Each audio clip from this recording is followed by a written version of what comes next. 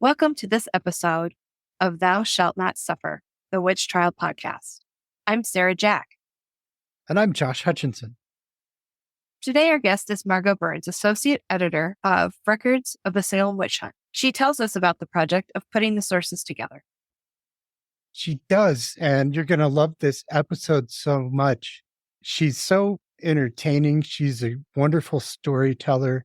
You're going to hear stories from her, as well as details about the records, what's in the volume. This was a project that she spent over 10 years in. She knows what records still exist and what records we're missing. She knows about the wide variety of records involved and tells us about what can be found in the records. I can't believe we're talking about Margo Burns. We're talking about the writer of the Bible for the Salem Witch Trials, the manager who actually physically put it together with her algorithms. And we get to learn about algorithms. We get to learn about her favorite surprise in the records. And that is a really entertaining story. You're going to really get a kick out of that. Her experiences of going into the archives and evaluating the manuscripts, it's so fun to hear her talk about that. And she'll tell us all about the massive handwriting analysis project that was associated with identifying who created each of the records. Margo does not hold back on details and experiences from her project years. It was like a firsthand account. There's something special about hearing about the accounts out of the records, about hearing about her accounts examining the records, because it's Margo Burns and she was the one right there holding the records. And she does not hold back when she tells us what she read and what she examined.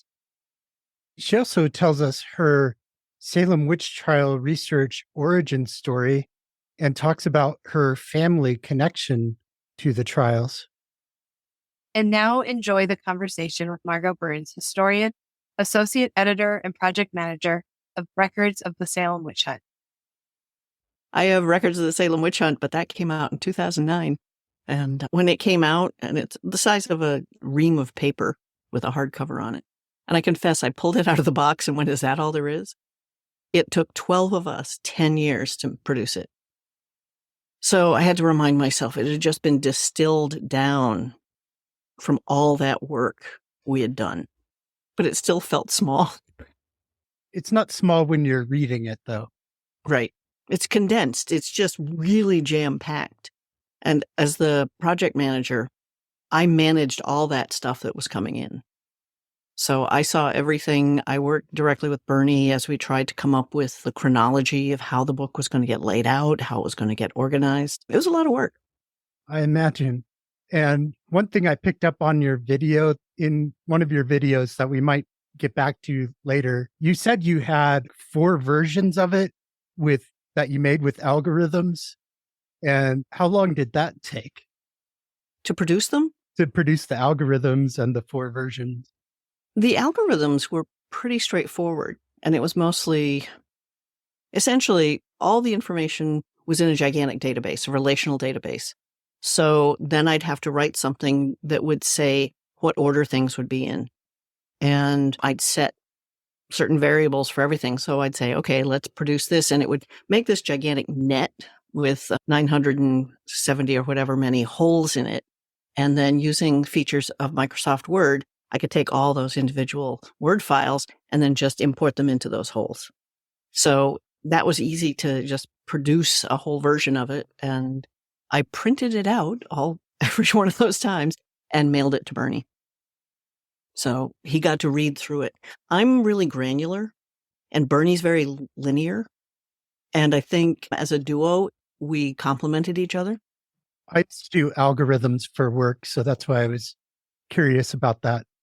Oh, there were all sorts of things, all sorts of weights for things. If you look at a page in there and you see something that has multiple dates associated with it, the organization chronologically was just, how do we want to put these together if we're going to do it chronologically? And there are a bunch of things that happen on the same date. And what happens if the second instance from that particular document happens on another date? And how do we organize them according to the names of the people? There were all these decisions we made all along, and then those just got kept in the database, and I could write a little thing to say, okay, let's sort them. And we couldn't really give each one a numeric, unique identifier because we were going to put them all in order, and they kept changing. So we had code names for just about every single document based on what archive had them. So the Essex County Court Archives were ECCA.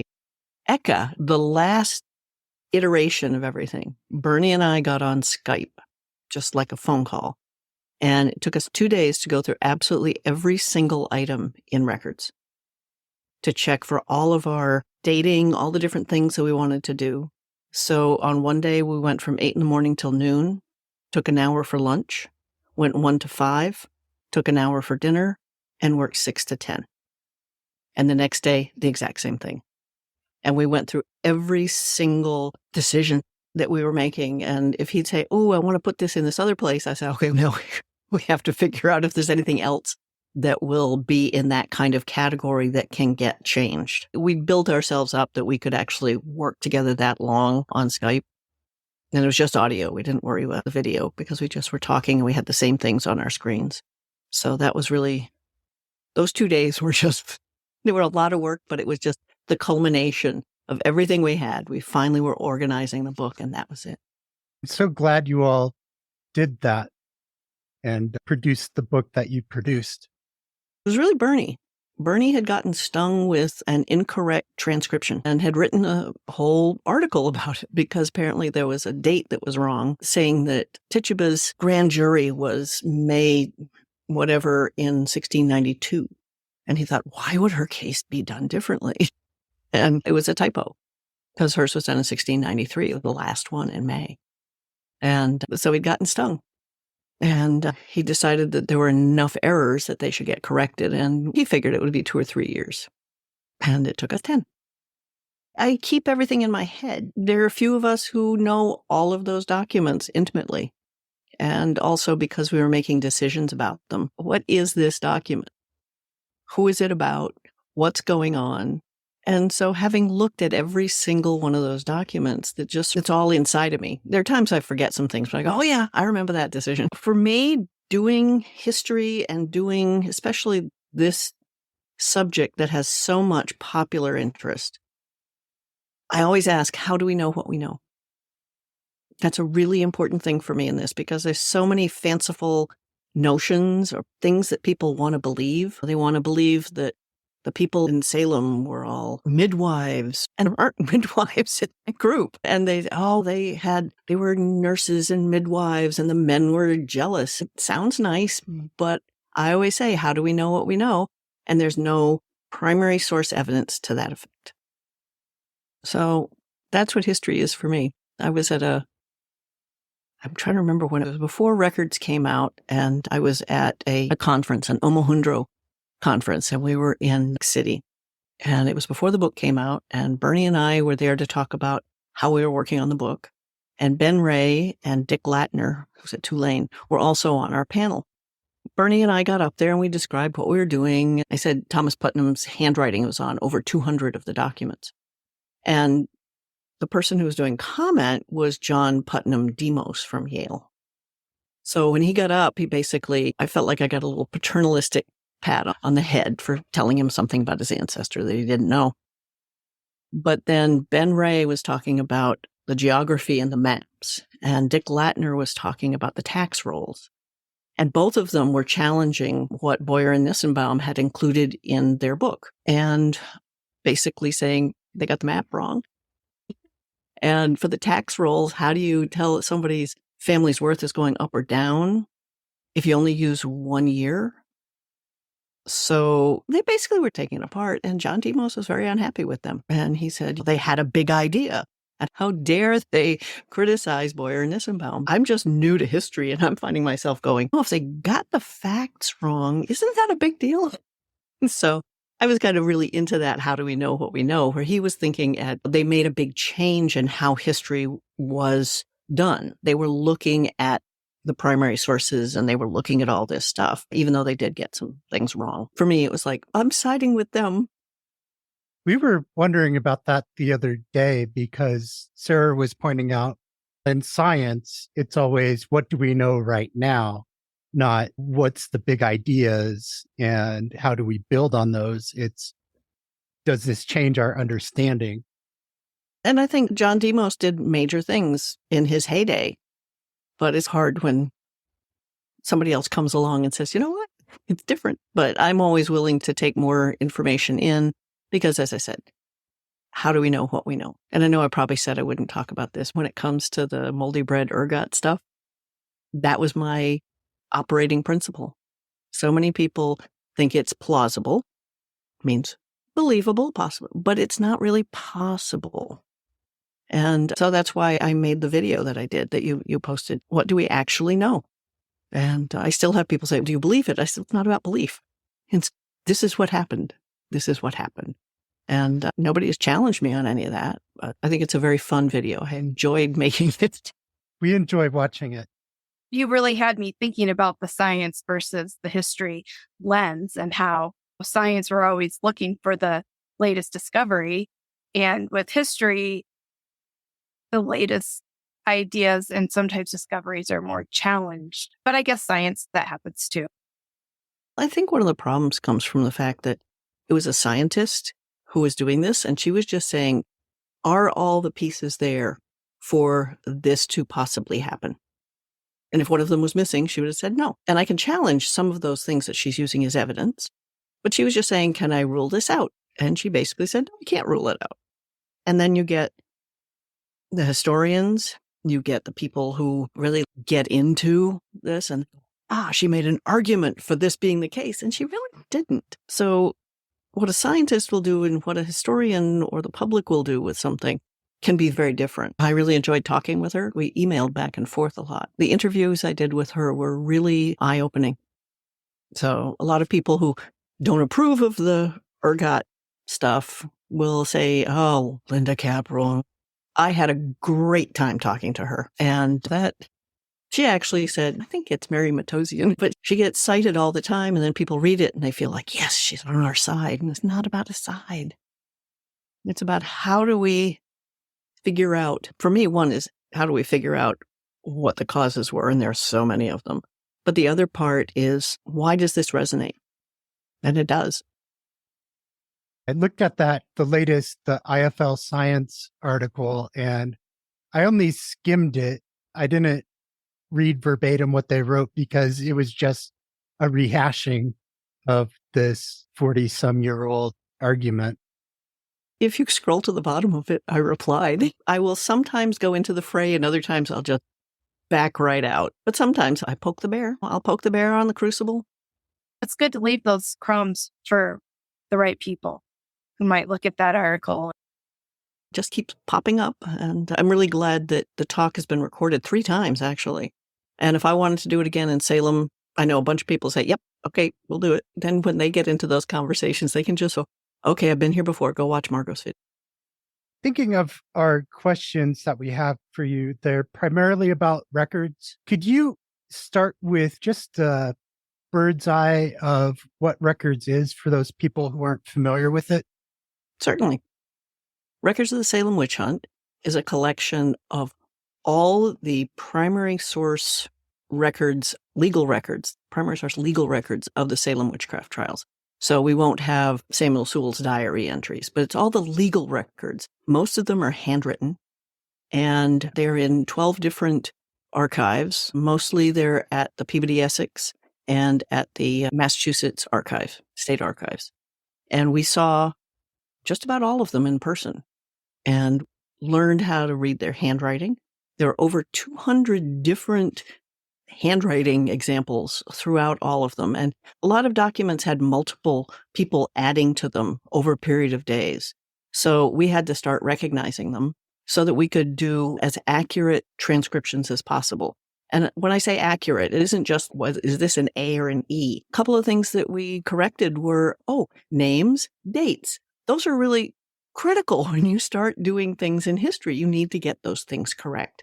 Also, there were some words. There was one that historically has been translated as basin, B-A-S-I-N. And like some vision, they were offering this girl a basin. If you think about basin and religion, you start thinking things about baptism. And the thing is that this was somebody's handwriting was very kind of crabbed, wasn't a really polished one. And the more we looked at it, they went, it's not basin, it's coffin. Because you got a B and a K. Which one is it? You've got an A, so it could be an O. And then the middle one, it's long, so it could be the long S or an F. And then we ended with the EN. So the first three letters were really challenging.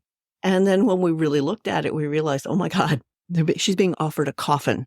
And you get a completely different sense of what was happening. When we did these transcriptions, there were a half a dozen linguists, historical linguists from Scandinavia, most of them from Finland. And they have been at the top of their game in historical linguistics, especially with English. They've been doing that for decades and decades.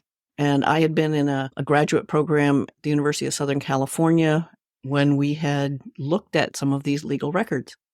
And so when I met them on this project, I was like, I've already read your work before. They're like the top linguists. And they were very precise about getting everything exactly right. And they really are good at historical handwriting. And that's a critical thing when you start reading these, because you can make mistakes reading something. And for us, part of our accuracy was to keep track of whose handwriting was on them.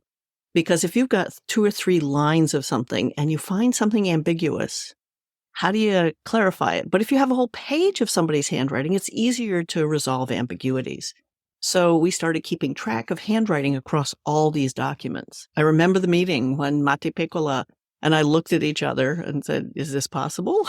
And we said yes. But it was being done not necessarily to identify the people, but to increase our accuracy in our transcriptions. So that was part of it. We're really looking at all this handwriting to be able to make those decisions. And by the end, it was just like, we have all this wonderful information.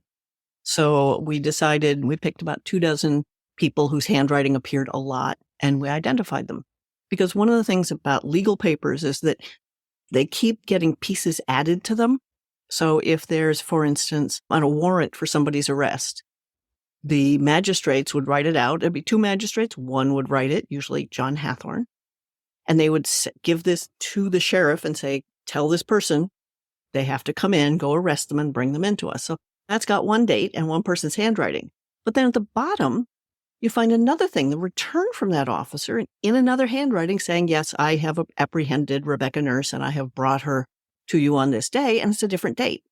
So trying to take all these pieces apart and have them be a coherent whole was really a challenge, especially with these smaller things like the officer's return. Usually there would only be 1 or 2 documents with some people's handwriting on it. Another thing that would happen, though, is if we could identify somebody's handwriting, maybe not even them, we could use that as part of our chronology. When we're trying to figure out when things happened, because that's important. Timelines are important. You want to do history, it's people, it's places, it's dates. So as we were looking at some of the indictments, we're trying to figure out what day was the grand jury. And if we could find the same handwriting from the foreman of the grand jury on multiple documents, that we didn't have any evidence when these other grand jury documents were being done. If we could find the same jury foreman, that gave us a clue as to exactly what the timetable was, because that jury foreman and that jury were hearing specific people's cases. And that was fantastic when we could figure out that. We could look at who was in the room. That's really hard to see over history. Some of these documents, you could actually see who was in the room, who was doing the interrogating, who was writing it down. That was really important. And when we look at some of the most important documents, and I'll just say important because they have so much content and so much connection for people, the interrogations of the people early on, they're so strong. You hear the voices of people. One of the other things, too, is when you look at it, you know who wrote it down, because that was Samuel Paris. Now, he may not be in the text itself, but he's the guy writing it down. He was in the room. He has an impact on the content of what's in that document, even though you can't see him just reading the text. So these are the kinds of things that we felt were important. We worked so hard on these things, but the transcriptions themselves, the number of pairs of eyes that looked at them was phenomenal. Each document was given to a 2-person team to do the first rough transcription of. And sometimes they were based on some of the transcriptions that appeared in Boyer and Nissenbaum's Salem Witchcraft papers, sometimes, but a base to go on. And they would polish it up, and that would be round 1. And then there would be round 2, where those same documents are rearranged, sometimes trying to put some together that made sense. Because the first round, we just went after everything scatter. So the second round, we organized them a little bit better. And then another 2-person team would look at the transcription and do a finer job with it. We thought we'd have 2 rounds because we just kept going through. And Mirja Kito, who is the wrangler of all the linguists over in Finland, she just said, we have 1 chance to get it right. So let's do it. And that was important. I'm sure that there's some errors in there. I hope there aren't big ones. But the pairs of eyes that looked at every single thing. So if you look at 2 people are looking at the first round, 2 people are looking at the second round, usually not the same 2 people. The third round, anybody could have been that. And then also just Bernie and I were working on other things. So we were looking at these documents again. And it really had to be something radical for us to miss it. I'd love to hear how you jumped on board with this project. Oh, it's weird. People say, oh, you have an ancestor. Yes, one of my ancestors is Rebecca Nurse. And I think most people, when they find I'm interested in this, think that it was because I have an ancestor. I have to say, my grandmother who did all the family genealogy, she was interested in the DAR and the Mayflower Society. That's what she was looking for. And it must have been the early 80s. I knew somebody who was in a performance of The Crucible. He was playing Francis Nurse, and I'd just gotten all this family stuff. And I looked and went, wait a minute, Francis Nurse, I think that's a real person. And I opened up my grandmother's research, and I'm poking around and said, oh, he is. And then for the entry on the display, it said, oh, Rebecca Nurse, asterisk. I look at the bottom of the page, asterisk. Executed for witchcraft, July 19th, 1692 in Salem. That was all it was to my grandmother. It was an asterisk. So it was a new thing for me to discover. Fast forward to the early 90s, and I'd already gotten my master's in linguistics from the University of New Hampshire, and I was pursuing a doctoral degree in linguistics out there. And I was in a seminar on legal language. The professor was very interested in legal language across time, and he had finished all of his research in England and was starting with doing things about legal language in America. So it was the second half of the 17th century. And so he was handing out, at one point, just cases for us to look at. And his name's Ed Finnegan, absolutely amazing guy. Here's a murder, here's an infanticide, here's piracy. And then I got witchcraft, I got the Salem Witchcraft trials. And I'm in California, mind you, not here in New England. He said, I don't know if there's much stuff on this. And I said, I'll take it. I'll just take that. My great whatever was executed then. And that's the only real connection that I had toward this path that I went on to join this project. It was just like in a seminar, I said, sure, I'll take that. Dropped out of my doctoral program and came back to New England. And when I got here, I thought that was really interesting. Maybe my family would like to have something about that. I should write up, but not one to just go into something lightly. I just read everything I could, everything. And I was reading these things and I said, I can't do all of that research. There have to be people out there who have already been interested in their family members. So this was late 1990s. RootsWeb had listservs. That tells you exactly how old it is, a listserv. And I made a new one for Salem Witch List. That's all. And I think at its high point, it had maybe 300 people. And people would put little things out there. Now we have Facebook groups for that. There was nothing at that time except these listservs. So I would keep track of who was signing up. And that's when I noticed one day that Bernie Rosenthal had signed up, and I just read his book. And it was like, oh, this is cool. But I wrote to him and I said, happy to have you here. This is mostly a genealogy thing. I liked your book. And I asked him, what are you doing now that you finished this? And he said he really wanted to correct the errors that he had encountered in the primary sources. That's great. Fast forward a couple of years. I'm finally reading Boyer Nissenbaum's Salem Witchcraft papers, all of the transcriptions that existed in that 3-volume set. And I'm reading along. And at one point, I'm keeping track of things in my head. And I found this document that was testimony against George Burroughs, but it was a month after he'd already been executed.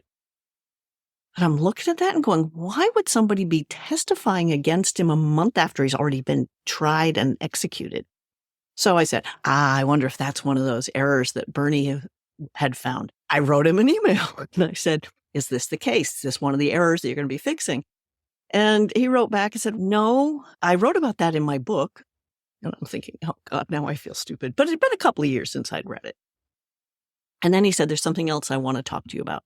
But I feel I don't really like email. He really doesn't, knowing him all these years. He really didn't like email. And would I feel comfortable calling him or him calling me so he could talk to me about this? And I'm thinking, what the heck? So I said, sure. We got on the phone. And he told me that they'd just gotten this great National Endowment for the Humanities grant. He and Ben Ray had gotten this together because they both had applied for National Humanities grant. And somebody said, oh, you guys should get together because you're on the same subject. But they'd gotten it, and he was about to start into it, and he had a project manager. But his project manager was Joe Flibbert from Salem State. And Joe sadly passed away very suddenly. And he was bereft to lose his friend, but also he was going to be the project manager. And they'd just gotten this grant. And what do you do? And then out of the blue, I was writing to him about what he was doing and asking a question very specific to what he was doing and why he was doing it. And he decided to invite me to be his project manager. So that took a little bit of doing because there was grant money and how the grant money was going to come to me. But before I said yes, I met with him, and he was at a chess tournament in Vermont. I think it was Stratton Mountain.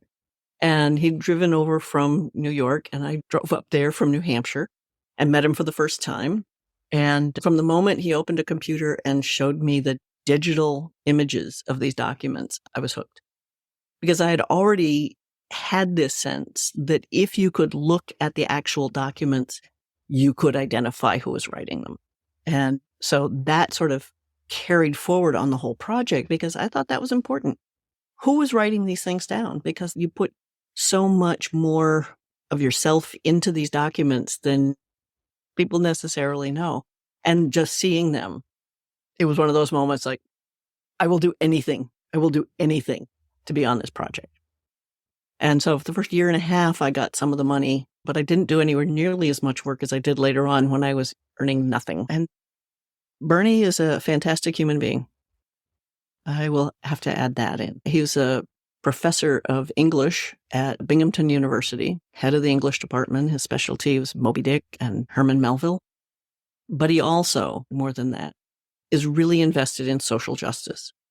And that's what caught him to do this, because he was visiting Salem and thinking, this is really weird. These people were executed wrongly, and yet there's an ice cream stand with a witch on it. There's an image of a witch on the police cars. And so he felt very strongly about that. And so as a literary critic, being somebody interested in texts from English department kind of perspective, he decided to read everything closely.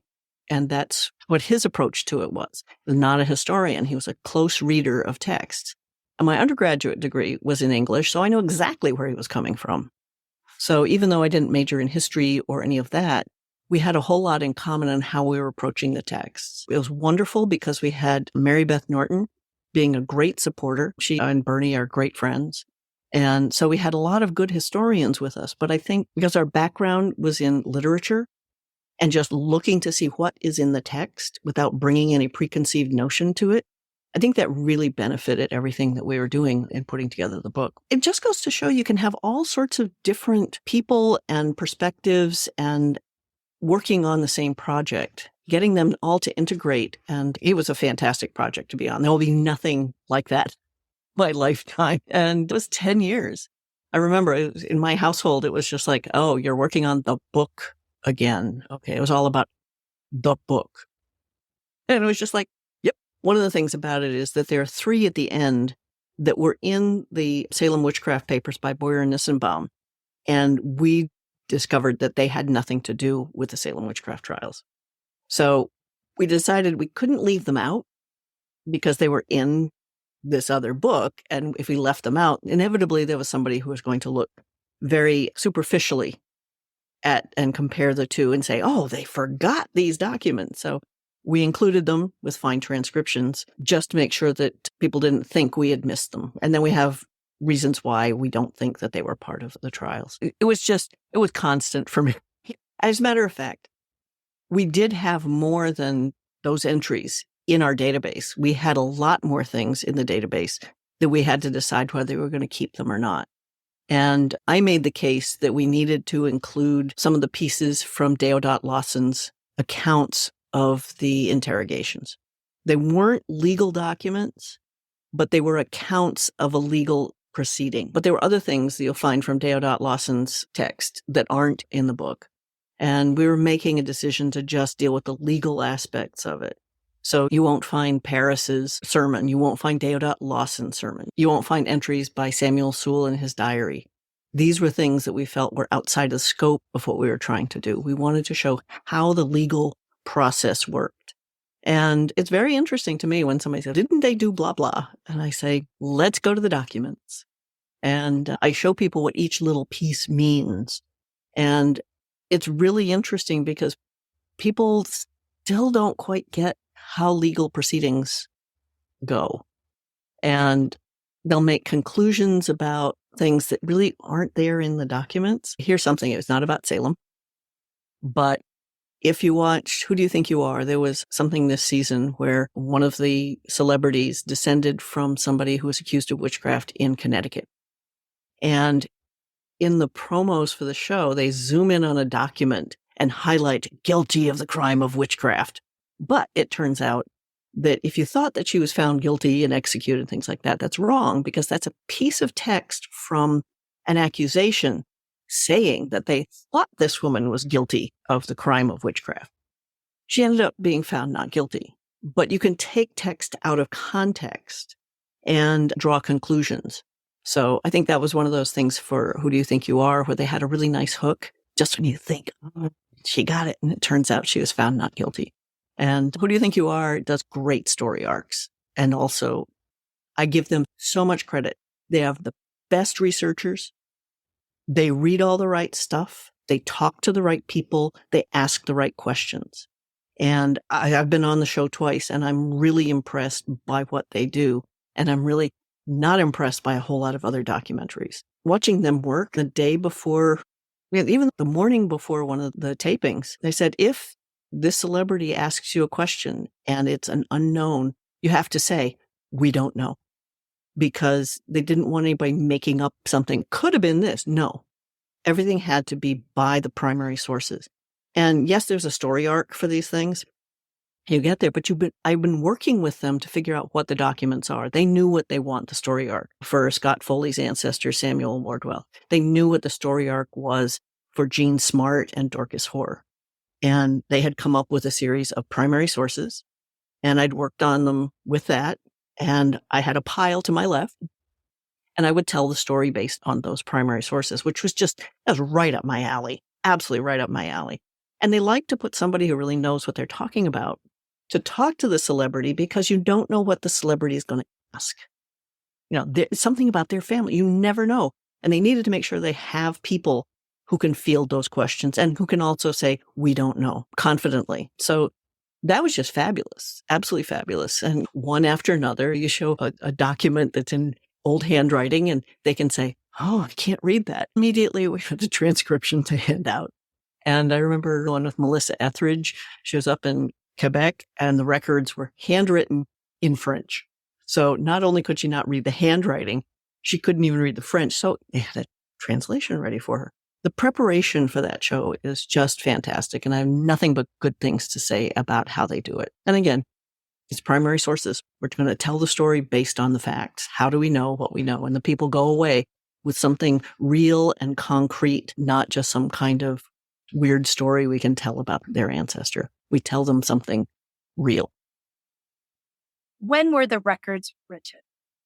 The actual handwritten things for the legal process, they were written as the process was going along. So when we get those first accusations in Salem Village, they sat down and started writing these things. The arrest warrants were written as the magistrates were having people arrested. Everything was just written live. So having things handwritten is just fabulous because when they did it, you know who was there. And the fact that we have so many of the originals is absolutely fantastic. And also, it isn't just, we have the indictments and this record and stuff like that. We actually have records of the bills from the blacksmiths who were making the chains and the handcuffs. That's just an amazing document that we could have that. And I don't know who was responsible for keeping all those together. It may have been that it was organized by Governor Hutchinson. We lost a lot of those documents probably when his house was ransacked during the Stamp Act riot, because he clearly had access to more documents that have survived. But the fact that we can have something that small and that, I don't know, I think it's evocative when you can get to that, when it's just, here's the bill. I made these changes. I fixed this and here's the bill for it. It takes it to a level that's so much more tangible because it's easier to think about a chain and an iron handcuff than it is necessarily to understand what an indictment is. You mentioned Samuel Parris as one of the writers. Who were some of the others? In those first ones, we also have Ezekiel Cheever taking it down. We also have Jonathan Corwin taking things down.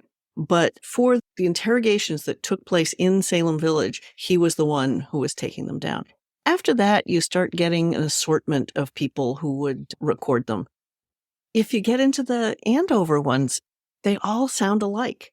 They're nothing like the ones that were taken down in Salem Village, because Samuel Parris was trying to take things down word for word. The nurse family kind of challenged him on that later on, but he could do shorthand, and he took these things verbatim as well as he could and then reconstituted it into regular English. So you actually get to hear the voices of the people professing their innocence. And those are what get to people, and why I think the Salem trials are so evocative and why people get so passionate about them. They see somebody saying, I am innocent. And we hear that, we read it, and we know that they're going to die. When we get to the Andover cases, if you read what they've done for those, it starts off with, she was propounded several questions and gave a negative answer. So sort of like, are you a witch? No. And then she confessed to having a thing with the devil. So it sounds like the whole beginning part, when they were saying, making their accusations and they're doing their professions of their innocence, all those things don't matter. So they weren't taken down. It's like several questions asked, negative answers given, and then she confessed. And that was the important part to the court. So whoever was doing those, that's the part they were taking down, whereas Samuel Parris was just trying to take down everything. And if you look at the records of the interrogations in Andover, they all start sounding the same. They're all the same. There may be a little variation in there, but if you look at them compared to the accounts of the interrogations that were done by Samuel Parris in Salem Village, those are all different. Those are really amazing documents, an attempt to capture what people actually said. Whereas in Andover, they were just putting down the stuff that they could use to convict somebody, because a confession was basically the gold standard. It is today. A confession is a gold standard, and it's really hard to not convict somebody if at some point they confess to it. There's a lot of research that's been done about the roles of false confessions, but clearly the court wanted those confessions because then they could convict people more easily. Saul Casson at Williams has done a lot of work on false confessions. He just produced a book called Duped. And I was reading some of it, and he said that even in the Salem witchcraft trials, nobody that confessed falsely was executed. So I wrote to him. I said, "Oh, I heard you on Hidden Brain the other day, and your book is great, but I got to tell you, yes, one of the people who confessed was executed. It was Samuel Wardwell." And he wrote back, "That's great to know. I wish I'd known this before." And so he was very gracious about it. But that's one of the myths, that the people who confessed weren't executed, weren't tried. And anytime I bring up Samuel Wardwell, they go, he recanted his. It doesn't matter if he recanted, because once somebody confesses, that just sticks to you. And he was indicted on that charge, and he was convicted and executed. Those are the kind of details I like. You mentioned the bill of sale from the blacksmith. What other type of records still exist? There are accounts by the jailers saying what the charges were. There's one from John Arnold, one of the jailers. He was in Boston. And it's really interesting because in addition to the names of the people, he says when they came into his jail and when they left. And then he's charging for their diet, what it cost to feed them. And as a result, we can actually find the individual stories of people. If you're tracing an ancestor or you really want to know about a particular person, with those documents, you can find when they went into jail and when they came out. And you also get who was in the same jail at the same time. Having those different timelines going together, those documents are really helpful. Who was in the jail at the same time? So those are fabulous. Going into this, you said earlier that you had already read the Salem Witchcraft papers. Were you at all surprised by any of the records that you found? Actually, this one that I laughed so hard I fell off the couch. Okay, it comes from one of the words in it that I didn't know, and I looked it up and I fell apart. It's in the case of Elizabeth Howe. And the Cummings family, especially Mary, the wife, really didn't like her. Elizabeth Howe wanted to join the church to become a covenanted member in it, and Mary was just dead set against it. She would invoke something that had happened years before to one of her Pearly relatives. There's a family named Pearly, where somebody accused Elizabeth Howe, and she just never forgot it, even though the accusation went nowhere. Fast forward. I don't know exactly when it was, but Elizabeth Howe's husband went blind. Before he went blind, so let's say 6 or 7 years before Salem, he went to the neighbors, the Cummings house, and said he wanted to borrow a horse. And neither Mary or her husband, Isaac, he was the deacon, and neither of them were home. But Isaac Jr. was there, and here's this neighbor coming and asking, "Can I borrow a horse?" And as teenagers can be, he said, "We don't have a horse." And you've got Howe saying, "I'm hearing some whinnying in your barn. What do you mean you don't have a horse?" And the wise guy that the guy was said, "We have a mare. You asked if we had a horse. We have a mare." So he says, "Can I borrow your mare?" And the teenager goes, "It's Thursday. Mom and Dad usually take the mare to go visit a relative on Fridays. I'm going to say no." Okay. He goes away. So on Saturday morning, Mom and Dad have taken the mare on this trip. And Saturday morning, they wake up and the animal is in their yard, not in the pasture, not in the barn. And apparently had very sore gums. It was described as if ridden with a hot bridle. Okay. And they really were trying to figure out what was going on. And it was Saturday morning, and the deacon had to do something elsewhere. And Mary asked her brother to come over and take a look at the animal. Apparently he was pretty good with animals. So he came over and he's looking, and Isaac Sr. said, "I got stuff to do. I'll leave this with you." And Isaac came back later that night, and his brother-in-law was still there and said, "Well, I've tried everything. I looked to see if maybe it was from bot flies." Do you know what a bot is? It basically is this, as a little worm will burrow into the gums and flesh of animals, especially horses and maybe sheep. And it's really gross. And so he said, "I looked to see if the inflamed gums had any evidence of bot flies." And he didn't. And then he tells Isaac that there's only one thing I can think of. You might not like it. And Isaac said, "What?" He said, "Okay, go get a pipe with some tobacco At this point, Isaac is going, I don't know. Now, I have to tell you that this story comes from 4 accounts. Everything in here is from these sources, one from Isaac Sr., one from Isaac Jr., one from Mary, and one from her brother. He asks him to go and get some tobacco and a pipe. At this point, the deacon is going, I don't like where this is going. And his brother-in-law said, oh, no, this is legal for man or beast. And Isaac is going, I don't know. So they bring out the pipe, light the pipe, and then in the records it says, and they put it under the fundament of the horse. And I'm going, what the heck's a fundament? It's the area underneath the tail, for lack of a better word. And they put this lit pipe underneath the tail in front of the fundament of the horse, and blue flames shot out of the back of this poor animal and singed the fur. It was just like, okay. And apparently they did it 2 or 3 times. You can't quite tell from the descriptions, but they did it at least twice. And then Isaac said, you know what? It was catching the hay on fire. I mean, they were doing it inside. And it was catching the hay on fire. Finally, Isaac said, cut it out. No more. I need the barn more than I need this animal. That's enough. Okay. Next morning is Sunday morning. And people are all on their way to the meeting house. And one of the neighbors is passing by and hears this story about this poor animal that was still sick. And he goes in to look at the mare, and they're talking about it. And the neighbor said, maybe it's bewitched. Therein always lies the tale. Said, but we can figure it out if we cut off a piece of the ear and burn it. Now, this was sympathetic magic, that if a witch had somehow bewitched somebody, there would be this invisible effluvia. If you listen to Thomas Braddle's account of it, this invisible effluvia would emanate from their eyes and go into the person or the animal.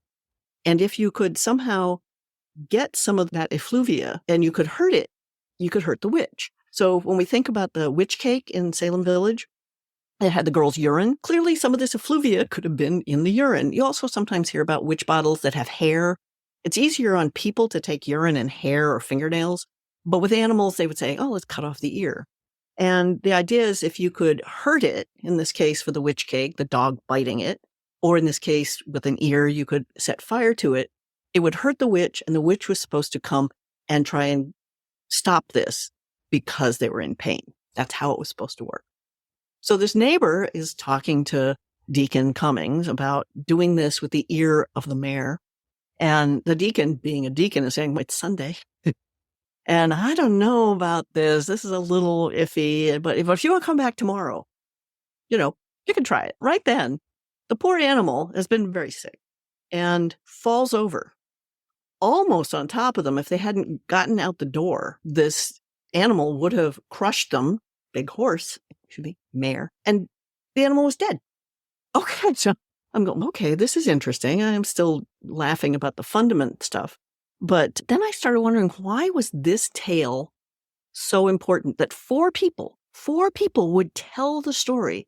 And why was this being used as evidence against Elizabeth Howe? Her husband is the only one who appears in it. Why was this being used against her? And I kept reading him, and suddenly I found something in Mary's account. Apparently, when they got to church that day, when they got to the meeting house, word had gotten around. And Elizabeth Howe had said something, a really smart remark. He said, well, of course this happened when you feed an animal brimstone and other combustible things. And I'm thinking, why would she even say that? Why? It turns out that to make laxatives, they were using things like that, oil and brimstone, sulfur, things like that, to try and get the stuff going through the animal. It turns out horses can't vomit. That's what colic is. Everything has to go in one direction. So they would try and give the animal a laxative. And it comes out the other end. It's flammable. So she was making this smart remark that, of course, this happened. What happens when you feed your animal combustibles? And I think that smart remark and Mary Cummings' existing animosity against Elizabeth Howe combined. So that story of the men in her family being idiots turned into this woman is responsible for what happened. But that particular one about Elizabeth Howe, that sticks with me. The Three Stooges meet Joan of Arc. So that's the story that just always gets me. That caught my eye because the Cummings are ancestors of mine, and Elizabeth Jackson Howe is an aunt by marriage. I always thought it was just a really gassy horse or mare. The other part is that in this, the accusations that she had afflicted one of the Pearly daughters earlier, it's interesting because they'd brought in two ministers, Phillips and Payson, and they came over from Rowley to investigate. And they concluded that it was the younger brother egging her on to say, "Ooh, Goody Howe is afflicting me." So they actually got Phillips and Payson to testify on Elizabeth Howe's behalf to say, no, this really didn't happen. We were there. We made this decision. So to get two really good ministers to show up and testify on her behalf, and then that was ignored, that was pretty amazing. And to make it worse, this is something people don't know, Reverend Phillips was at Harvard the same time as William Stoughton. And Reverend Payson was also from Dorchester, where Stoughton grew up and lived. So they were known people to him. And then they still just ignored it. So there's a little complication in there. For more tales from Margo Burns, tune in to the exciting conclusion next week. Now we go to our own Sarah Jack for another edition of In Witch Hunt's News. Here is Connecticut Witch Trial Exoneration Legislation News. The Connecticut Witch Trial Exoneration Project is an organized effort of diverse collaborators working for a state exoneration of the 17th century accused and hanged witches of the Connecticut colony. Many advocates have come together along with State Representative Jane Garibay and Senator Saud Anwar to support proposed exoneration legislation. The 2023 winter session of the Connecticut General Assembly includes the bill proposals of 2 exoneration resolutions for innocents accused and tried for witchcraft crimes during the years of 1647 to 1697. Senate Joint Resolution proposed by Senator Saud Anwar, SJ number 5, exonerating the women and men convicted for witchcraft in colonial Connecticut, and House Joint Resolution in the General Assembly proposed by Representative Jane Garibay, HJ number 21, resolution recognizing the unfair treatment of individuals accused of witchcraft during the 17th century. These proposals could bring a public hearing shortly. This resolution will be an example to others working to recognize and address historic wrongs. Connecticut is taking a stand against injustice. Connecticut is taking a stand against misogyny. Connecticut is also taking a stand against witch hunting, which will resonate in parts of the world where witchcraft accusations continue to lead to violence today. By acknowledging the mistakes of the past, we educate the public that similar actions are not acceptable today. The Connecticut Witch Trial Exoneration Project strongly urges the General Assembly to pass this legislation without delay. Our project is offering several ways for you to plug in and participate or learn about the exoneration in history. Please download our robust lineup of episodes featuring witch trial descendants, education about hanged witch Alice Young and other victims, and Connecticut Colony's Governor John Winthrop Jr.'s positive influence against convicting witches. You can go to our project website for an informative and easy-to-understand fact sheet of the Connecticut Colony witch trial victims, places, and dates. You can follow along by joining our Discord community or Facebook groups. Please keep your eye on the social media accounts of State Representative Garibay and Senator Anwar for live events and local opportunities to learn more about what's happening and show support for the bills. Links to all these informative opportunities are listed in the episode description. Use your social power to help Alice Young, America's first executed witch, finally be acknowledged. Support the descendants by acknowledging and sharing their ancestors' stories. Remember the victims in modern day facing the same unfair and dangerous situations. Please use all your communication channels to be an intervener and stand with them. The world must stop hunting witches. Please follow our project on social media at CT Witch Hunts and visit our website at connecticutwitchtrials.org. The Connecticut Witch Trial Exoneration Project is a project of End Witch Hunts movement. End Witch Hunts is a nonprofit organization founded to educate about witch trial history and advocate for alleged witches. Please support us with your donations or purchases of educational witch trial books and merchandise. Shop our merch at zazzle.com/store/endwitchhunts or zazzle.com/store/thou shalt not suffer. And shop our books at bookshop.org/endwitchhunts.